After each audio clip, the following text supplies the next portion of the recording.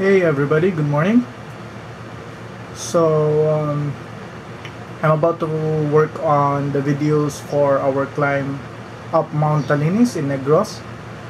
But before I do that, I just wanted to show you guys what the gear that I took during that hike that covered 3 days and 2 nights. So as you can see, I had a lot of gear, but some of this I just left Dumaguete City at our hotel, and just use it when we got back from the mountain. So we'll go through this one at a time, each category, and I'll show you guys how I used it and some of the gear that I did not use and I won't be bringing again. Let's start with the bag.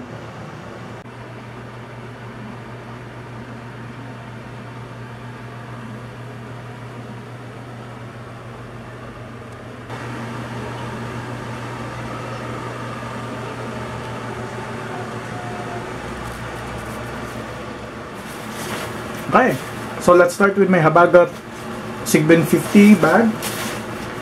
The actual capacity of the main bag, this one, so as you can see, it's quite wide. The main capacity of this bag is 45 liters, but it has an assault pack that can carry up to 5 liters. So whenever you go to the peak, you camp out, you go to the peak, you can use this one. So I really like this bag. So far, I haven't had problems with it. The anatomic suspension system is really good.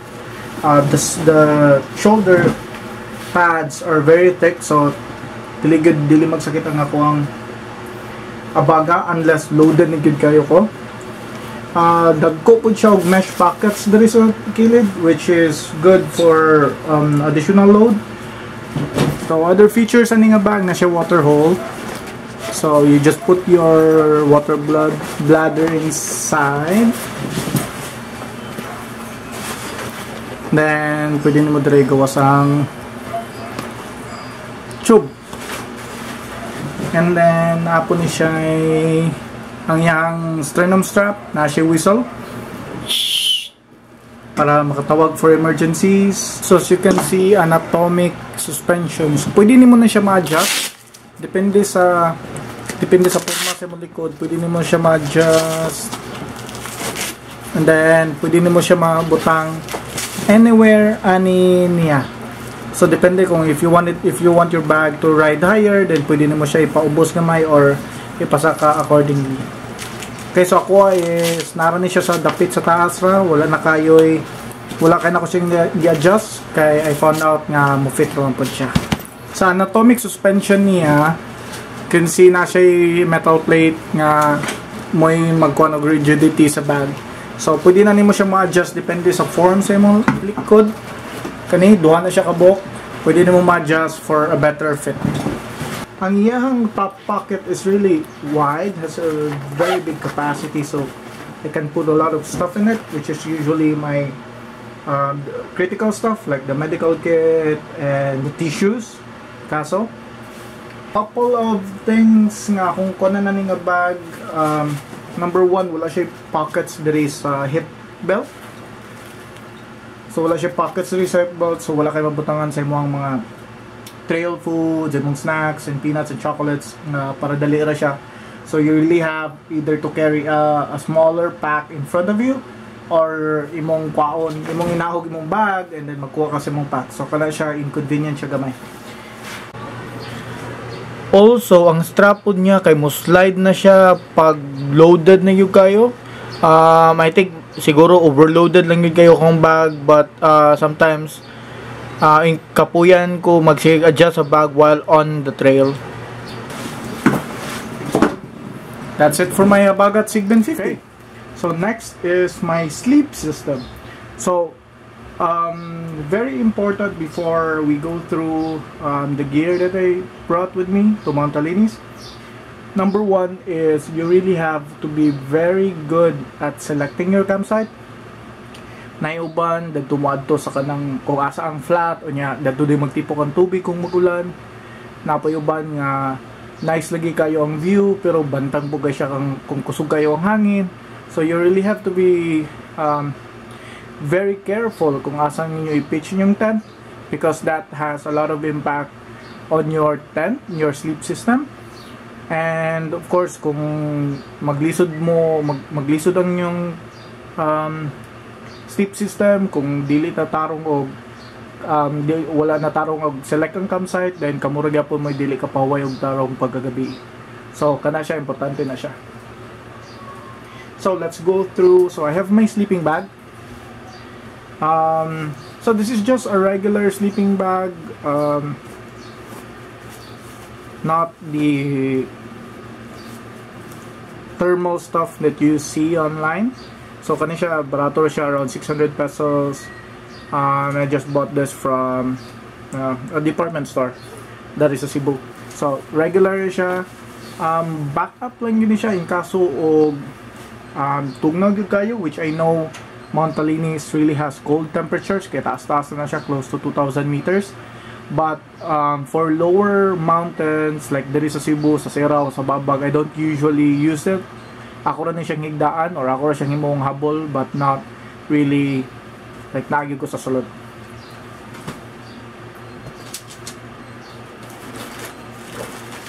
Now, before mo mag-pitch yung tent, so after nyo select sa inyong campsite, pag okay na yung campsite, before you pitch your tent, you have to put something like this. So this is my ground sheet. Para ni siya sa kuang tent. Muna siya ang una sa yuta. So dagan siya purpose ani, number 1, dili madali o kagisi ang ilalom sa inyong tent, ang flooring sa inyong tent. Second is makaprotect po ni siya, maka-minimize po ni siya sa kabugnaw sa ground kung namo sa kanang high elevation. And also maka-minimize po ni siya og moisture nga mosulod sa inyong tent via the floor. So dagan gyud siya uses, and I always bring this with me sa nasa ko mag-camp. Okay, next is my Coleman Peak Series 3-person tent.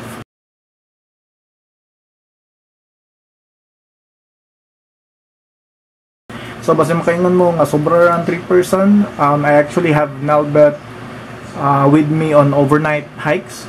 So this actually gives us additional space nga mabutangan sa mong bag, so dili may maghuot sulod sa tent, which is always convenient. So kani siya, so far wala ko reklamo niya. It's a little bit heavy, but aside from that, it's around 2.5 2.6 kilograms, so it's a little heavy with the poles. But ang protection mo ani two sides of the tent has canvas up to where the fly is, so mas protected mo with the wind and moisture. But the weight is a little bit of a concern. Medyo bugat-bugat na gyud, labi na pag major climb na 3 days 2 nights loaded na gyud kayo ko. So I'm actually in the market of a lightweight tent, 2-person and 3-person tent nga ma-minimize masamot gyud kagamay ang akong tent, ang ako ang load sa akong tent. Also the poles, so the poles anya nga tent is actually fiberglass, which is very which weighs more compared to the aluminum type. So when I buy a new tent, I'm actually gonna look for one with aluminum poles para maka-minimize gugug ayo sa weight, which is always important when you're climbing up.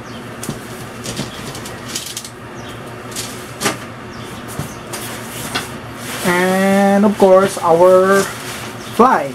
So effective gid kayo pod ang waterproofing aning nga fly. Ikapila namin nag-overnight nga kusog ang ulan and wala pa gid mi nabasa so far. So hopefully maka-continue gyapon ni siya og kon sa more, but if not, then I think it's time to look for another tent.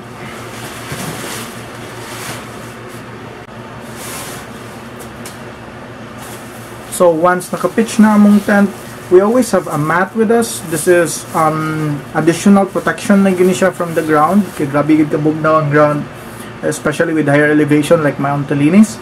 So kani siya, this is what I brought with me sa Mount Talinis. It's lightweight. It only costs around 30 pesos sa Unitop. So, gaan nyo kayo and it worked.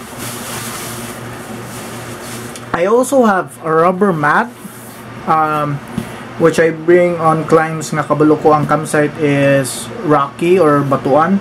But for the Talinis climb, based ako ang research, the campsites were smooth or at least dili ra kayo siya batuan, so I did not bring this since it takes a lot of weight, plus it's a little bit heavier than my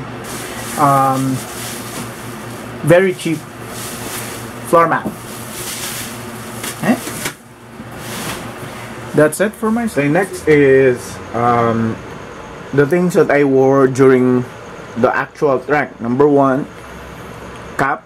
So this is very important. There are parts of the trail nga init gyud kayo, so better cover up, round cap or a cap with a visor, kamo bahala. Of course, medyas, then arm sleeves. So this is very important. This will help you protect you from kanang samad-samad or katol sa imong kamot, plus from the heat of the sun. So make sure you always have this. Gloves. So these are just cheap ones sa Daiso, 88 pesos, but grabe dako kini siya tabang sa kuha kay ang Talinis is mostly a technical climb. So meaning magsige ka gunit og kahoy or bato and you never know unsay naa diha, makatunok ba or nabay mamaak. So it's always worth it to bring gloves. And then my trekking clothes, I have a regular dry fit. So ang advantage ng dry fit kay dali ra siya mauga and nipis ra pud siya, so gaan ra. So dili kay siya bulky sa imong lawas. And then I also have my trek pants. So this is a habaga trek pants. Regular lang gini siya nga trek pants. Ang advantage po ni is nipis ra siya, so dili kay siya init. And dali ra siya mauga kung mabasa. So mo gina siya advantage always, mo gina siya importante always na pag mag-climb ang imong items nga mo gyud mabasa, dali ra mauga. And then of course my hiking shoes. So these are Merrell's. I've had this for a year and daghan na ni siya mga damage, as you can see. Bisagasan na nako ni siya gi-cut. Ang nakanay sa niya nga sapatos is dili siya igang, gaan, and dali ra siya mauga kay na siya mga breathing vents diri sa kilid. So dali ra siya makauga din ang imong kiil kay makaginawar gid dayon. Plus the traction is just excellent. So I always trust the shoe even if slippery or muddy. And layo-layo pa ni siya mabtan kay maayo pikit gyapon even sa kadaghan na akong climb nga gibuhatan eh.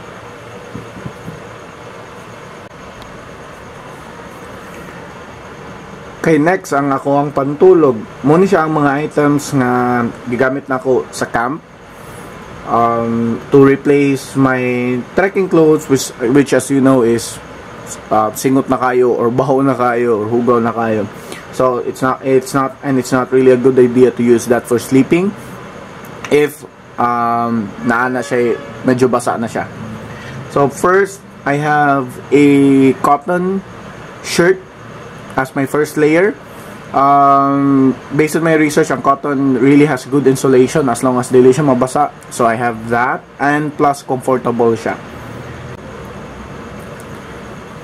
Naapo ko'y trekking pants nga may gamit ng pantulog. Cotton ni siya nga trekking pants for insulation gyapon. The good thing about this is just a regular trekking pants nga ako napalit sa Unitop. Extra lang. The good thing about this is on the third day, because baho na kayo ang nakuang track pants katong gigamit na ko sa trail, I use this on the third day. So at least na ko'y extra on the third day para dili kayo ko baho on the way out sa mong descent. So advantage yun kayo if you bring extra track pants, but you can also bring shorts and leggings. That's also an option. That's really up to you. Jacket. So my second layer is a cotton hoodie. para protection lang sa kuwang ulo lang gyapon. So this is my first jacket nga gi-wear over the cotton shirt. And during sa Talinis, sa campsite na mo sa nailig, I didn't even have to wear 2 jackets. I just used this one. The weather was perfect that time. Although there were cold temperatures, we went down to around 15 degrees Celsius. So medyo tugnaw-tugnaw na gid siya, but okay ra gyapon ni siya. And then, for emergencies, I have my backup jacket, which also has a hood and has more thicker layers. I only use this in the early morning hours, kaya dito nagyug kanitog na around 3 a.m., 4 a.m. Just when I got up to cook. Dito nagyun ako ni siya nagamit, nag-double nagyug ko because it was really cold. And then, sa jacket, so solve nang sa lawas. Next is extremities. I have gloves for sleeping. So these are just cotton gloves. Sa Daiso ragyapon ako nipalit. Barato ragyapon, 88 pesos. And if worse comes to worse, I can always wear the rubber gloves over this one. Para diligid bugnaw.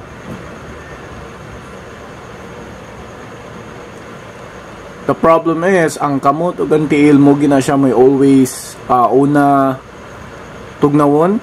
Kaya pag tugnaw na kayo, the body iyang ipadulong tanan ang dugo sa sa core, sa imong main organs to protect those. So kailangan gyud og protection ng imong kamot o imong tiil. Which is why for my feet, I brought extra long, extra thick socks. So wala gyud siya gipanugnaw dadto.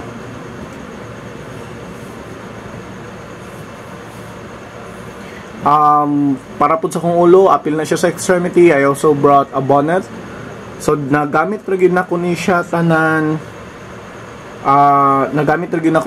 Pag abot na sa early morning hours, kay tugnaw na gyud kayo. Even with perfect weather, tugnaw gid siya. So and it's always better to have backup items kay kung bati po ang panahon, it's gonna get colder.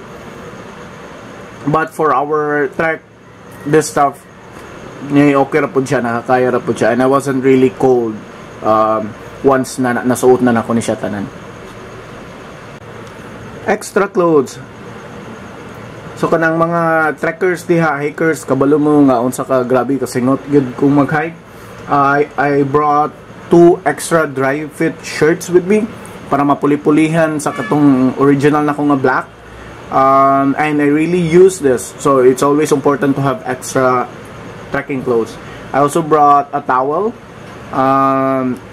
Overall trapo-trapo lang, labi na pag-abot nag-camp, padulong nakagkatulog.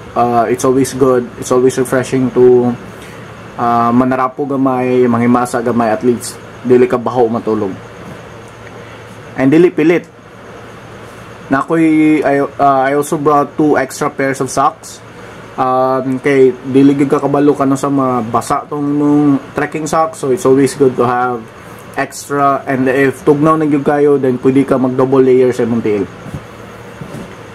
Nagdala po ko synthetic na shorts. Gaan ra ni siya. Kaya ang Talinis manggod is known for rivers and falls and lakes. So naligo gyud ko dadto, and I use this one. Except lang sa Lake Nailig, kay Lake Nailig is a water source. So on the first day, iguro ko nagkuhag tubig sa lake, and then nagpalayo, and then naligo using this. So ang advantage yan is gaan and dali ra mauga. Pagpauli, I also brought an extra shirt and an extra pair of shorts. So kani siya gibilin na gisulod na namo ni siya sa katong bag nga among gibilin sa hotel, para we didn't have to bring this sa bukid. So what we did is pag uli na mo gikuha na mo stuff, and then nagilis may actually nag-overnight pa mi sa Dumaguete after sa climb, chill lang. So kanina din akong gisuot pag pauli. That's it for my clothes. Okay, so adto na punta sa ako ang gamit pang luto. First, knife. pang cut, lamas, utan, unsa pa na imong kailangan kuan. And then for emergencies, at least you also have this. Any regular knife will do as long as it's sharp and it's light. Next, I bring one Tupperware. So it's just a regular Tupperware. Dili kasi pagka enough lang. So this is where I eat from. Dili na kayo butang pagkaon. At the same time, I also put the eggs in here. So what I do para di siya mabuwak is like butanan ako siya bubble wrap diha. Put in the eggs and then wrap it again and then close it. So far wala pa ko nabukan ani. This is what I use to put in the eggs. There are egg holders for sale, but for me it's too expensive and this one works for me. So it really it's really up to you kung unsa ang imuhang mas paboran o gamit.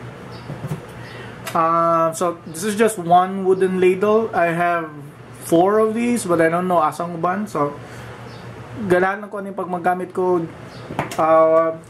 along with my cook set kay putaw man gud ni, and I like it better if wood lang ako ang gamit nako. So sa akong cook set, so this is actually 2 pots. So you have one pot and then the other pot.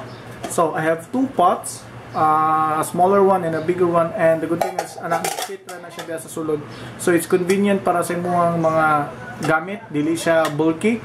And then I have kanang butanganan og sauce and napay kanang gagmay nga luwag, as well as for soup para kalos siya. So kana na siya diya para sa baw, and then naaro na siya pulusan na siya diya, sulod na siya diya tanan. So the good thing about yung nga system is you already have 2 pots. Now 2 pots, and then you already have something to put some of your accessories into. And then you also have, since you have a bigger pot cover and a smaller pot cover, you actually have 2 frying pans. So you can use this for frying pans, and all the pots and the covers have holders on them. See? So at least convenient siya kung magunit ka, at least dili kay ka mapaso, protection lang po against injuries.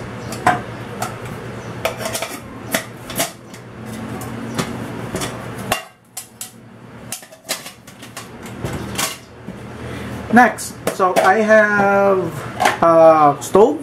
This is a Covea stove. I think Spider ni, nakalimot ko sa brand na ni. So I like this stove so far. Wala pa ko problem sa ni, although medyo bulky siya ang ulo kay dili man siya ma-fold. So if pagkailangan ako ngayong stove, I'd buy something mapilo siya dire para dili ka siya bulky. And then, pares anang stove is the adapter. So, this is the Covea Cobra adapter. So, diretso ra na nimo siya. Ang kanila siya tan is balance na gid siya, and then what you do is imo lang na siyang itao diha. And then just twist it. And then you have your stove. Right? So, muna na yung stove. We also brought 3 butane canisters. So, kani siya nga stove is for butane na ni siya. So, nagdalamig tulo. I know it sounds overkill, but sa nailig manggod, wala manggoy flowing water source. So, magkuha ra tubig sa lake. So, you can drink from it if you want to. And if survival na gid, drink ra diretso. But I would rather nga i-boil siya para at least likay sa waterborne illness or diseases. So, we brought 3 of this. So, what you do is just put it, itawad lang siya sa adapter. Kana. So, muna na siyang set up sa stove. And then, the good thing about aning nga stove is napod siya electronic nga igniter. So, kala siya. So, para dili ra po ka siya kalas, medium heat lang, and then you'll be fine. So, actually, sa tibok trip na mo sa Talinis, sa tulo ka canisters, o butane ang amura nagamit is 1.5. So control lang gid sa fuel para dili mo ma-short, especially kay magpa-boil, especially sa nailig kay magsige pa mo pa-boil og water to drink. But the other campsites, ang campsite na mo the following night kay naadul ra sa river, so naay water source dito nga clean, and it tasted really good, so wala na mi nag-boil og water, diretso na. Although in hindsight, if you really want to make sure nga safe good, then you can boil your water. But kato, since flowing siya and then known na gito siya for mountaineers nga water source, then it's good. And usually it takes a few days for waterborne diseases to appear. And so far, it's been almost a month after our climb, and okay pa yun siya, wala gina-doubt akong tiyan. So probably limpyo na to siya. But again, to be sure, you can boil it if you want. Speaking of water sources, so based on my research and advice sa katong mga nakasaka na sa Talinis, water is not really a problem na water source na to. Although sa nailig, you have to boil it. But the other ones, naragid mo yung mga nga water source. So I did not bring much water, to conserve weight. Instead, I just brought 2 water bottles. So this is an Algene 1 liter, and this is another 1 liter bottle. So basically, I was just carrying 2 liters of water at a time, which worked. So wala kaya siya problema. And I do have a water bladder, but dili kay kapuyan ko magsigig tangtang sa water bladder para mag-reload sa water. I only use water bladders on day hikes kay diretso na siya tangtang, then habwa pag human na sa hike. But during the hike, hasulan ko mag-refill, so I would rather bring mga water bottles para for longer hikes.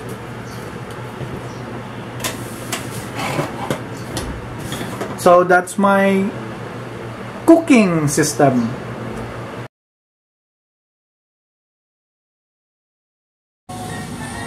Muna siya mong food for 3 days. Tuna, corned beef, pancit canton, sardines, eggs, rice. Rice kaya nakaputos.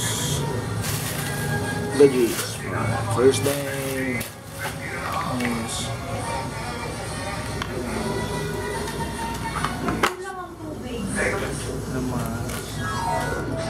And sobra tayo mga toyo. Ah! Kanila ako ablihan din. Sila ko kadaghan na kayo. Okay. Next is akong electronics. So, dili good necessary nga kanimong pandalon dadto, but dala lang ako ni because I wanted to take videos or get footage of the climb, which after running a video may akong sunod buhaton, and you guys can watch the video separately. So first off, my mobile phone, and then yung charger and headset.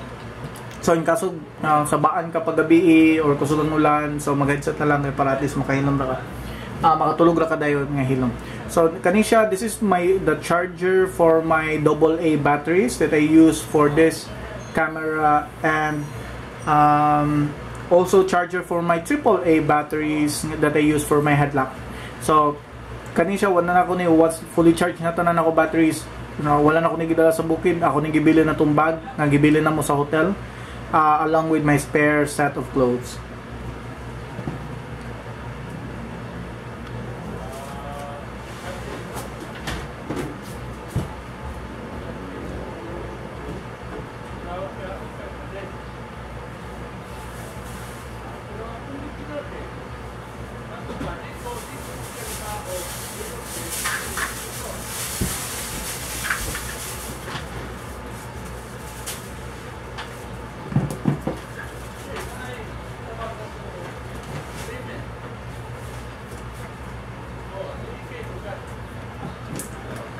Next is my headlamp and AAA batteries. So kanisha, this is just a regular energizer nga headlamp. Wala na ko ni palit atong mga mahalon nga brand, mga branded, because I didn't really need a headlamp. As long as I'm not hiking in the rain, then I'm good with a non-waterproof headlamp. And besides, I only use the headlamp when I'm at camp. So kung umulan, pwede naman mo na ibuon. So I also have a spare set of batteries for this. So you never know when mahutdan og juice ang imong headlamp. So I also have my GoPro. In kaso magulan-ulan, and at least I still have something to shoot videos with. Along nga na siya yung kagulingon nga selfie stick para the epic views makuha gid siya, and a mini tripod for time lapse. Other accessories for the GoPro, this is a wrist mount, head mount for technical areas. And then I also have a power bank and chargers for the GoPro and charger for extra batteries for the GoPro. So kanita ng electronics nako kaning dili waterproof, nakaputos yun siya ziplock bags. You wanna protect your electronic gadgets kay pag muulan basag ginatanan, unless grabe ang mong waterproofing. So sa Talinis, on the third day ni ulan, it wasn't that bad, but walay stuff na ko nga nabasa. So that's good. I have a lock-unlock, a Tupperware. So nadiri tanan ang ako ang batteries, akong extra nga memory cards, akong batteries for extra batteries for the camera, and another set of rechargeable batteries for the camera. Napo dire ang ako ang batteries, extra batteries for my headlamp and extra batteries for my GoPro. So kani siya, this is very critical. So muna nakaputos kini siya and nakabutang sa waterproof nga lock-and-lock.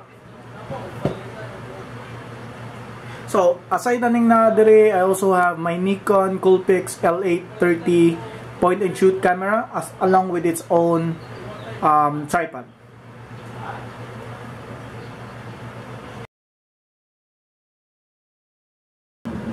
Next is my miscellaneous stuff. So number one ganina wala na ko ni napas ganina. So this is my windscreen. So this goes around the stove para dili kalas ang fuel, ma-protectionan siya from the wind. As you can see, na siya mga sunog-sunog. This is just carton ra ni siya, then ako rin giputos og foil for rigidity. But gamit gyud kani siya, 1 year na po ni siya, and it's still around and it's very useful and cheap. I have toilet paper, extra tissues. I actually brought a lot of tissues, wet wipes. But again guys, when kana magpumo sa bukid, it is always better to use organic tissue paper rather than wet wipes. Kaning wet wipes, pang clean ra na ko ni sa sobang stuff, but gitipok gina mo ni ang basura ni and then gidala gini panaog. Kay para kani it's organic, and then kung magpumo mo ninyong gamiton kana para i-wipe, ma-degrade na siya. This is biodegradable, so at least it minimizes the impact to the environment. I have my raincoat. I have my inflatable pillow. So as you can see nga siya kadako. So this is a comfort item actually. Mas ganahan lang kung elevated ang ako ang ulo, so I brought this one. It's very light and it's very cheap, just around 100 pesos, and then simple ra kayo siya i-pack. That's it. So that's my pillow. Slippers, camp slippers.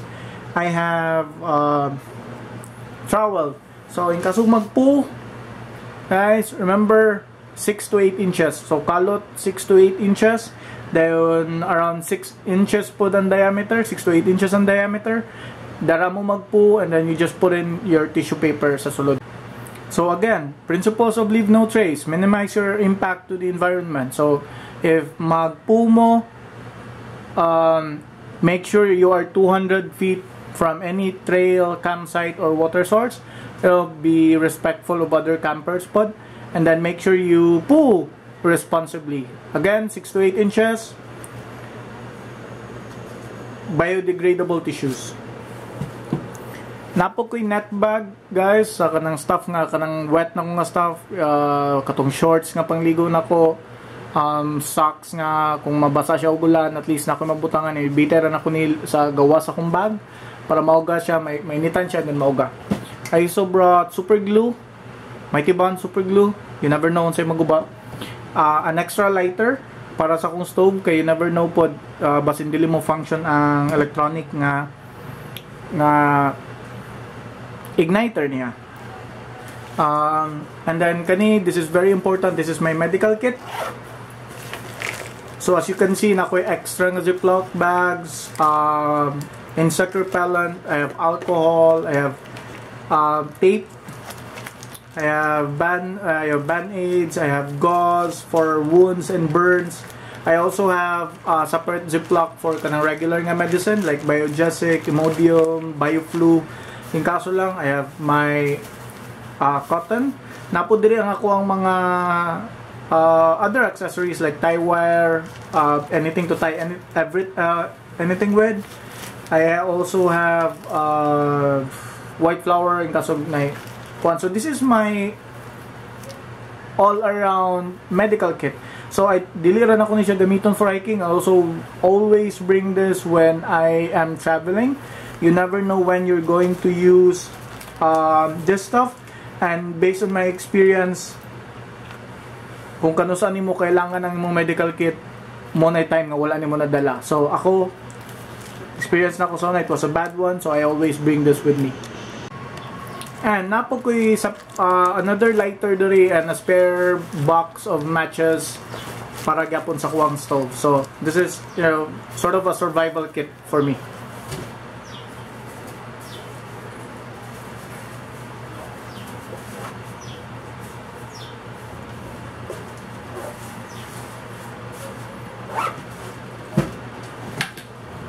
Finally, I have the last item on the list are my trekking poles. So I brought 2 trekking poles sa Talinis.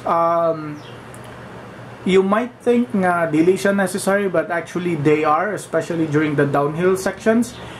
This will help you keep your balance, and you don't need to squat to move downhill. So instead of squat, kanila ang gamiton para maka-keep mo sa inyong balance. And I also keep a roll of duct tape diri aning isa na ko ka trekking pole. You never know when you're going to use this. Pag mag-isi imong sapatos, pwede rin mo pusto na ni bali ang pole sa inyong tent, pwede rin mo butan og stick then pusto og duct tape, or even ang imuhang peg. So put the peg on katong part na nabali and then post duct tape.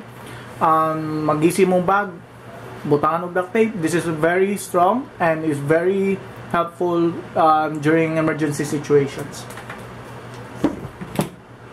So that's it. Mura na akong gamit nga gidala dito sa Talinis. Sounds a lot, but nasulod ra tanan sa kuang bagat nga pack. The equipment that I have is based on my experiences. So it's really important to try out your equipment first before you go on a major climb. So the best times to do it would be during pre-climbs or practice hikes. May bala ninyo on some stuff that you need, stuff that you don't need, stuff that you need to replace, and stuff that are very useful, and you need to make sure that you have the best equipment possible.